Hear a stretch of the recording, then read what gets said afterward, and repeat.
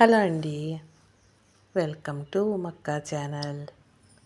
మీ అందరి కోసం Sunday special చేపల పులుసు అండి. మామిడికాయ వేసిన చేపల పులుసు. పాతకాలం వాళ్ళు మామిడికాయ లేదా వంకాయ లేదా బెండకాయ వేసుకొని చేసేవారు. మా అమ్మగారి చేత వండించాము ఈవేళ చేపల పులుసు.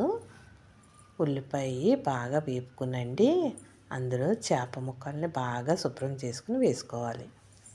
అది మగ్గుతున్నాయనగా చింతపండు అంతా మెదిపి ఆ పులుసు వేసుకోవాలి. ఆ పులుసు వేసుకున్నాక అది బాగా మరుగుతుంది అనగా అప్పుడు కొత్తిమీర పచ్చిమిరపకాయలు వేసారు మా అమ్మగారు.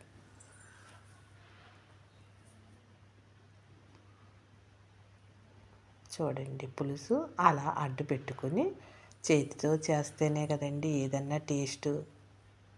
అందరు స్పూన్లు వాడుతున్నారు, కానీ కాదండి, చెయ్యి రుచి ఉంటేనే కూర చాలా టేస్ట్ ఉంటుంది. ఇది చిట్కా అండి. మీరు ఏదో అనుకుంటున్నారేమో, చిట్కానే ఇది.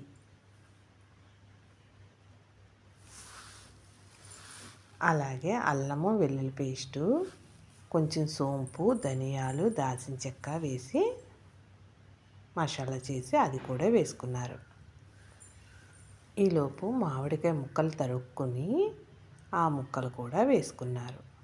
అవి ఉడికాక చేపల పులుసు దగ్గర పడ్డాక రెడీనండి. ఇలాగే మంచి మంచి వీడియోస్ పెడతాను మీ అందరి కోసం. ప్లీజ్ సబ్స్క్రైబ్ అండ్ షేర్ అండి. ఇది చాలా టేస్ట్గా ఉంది, ఎందుకంటే సీనియర్లు అంటే సీనియర్లే కదండి. అంతేనండి, సర్వ్ చేసుకుని తింటమే.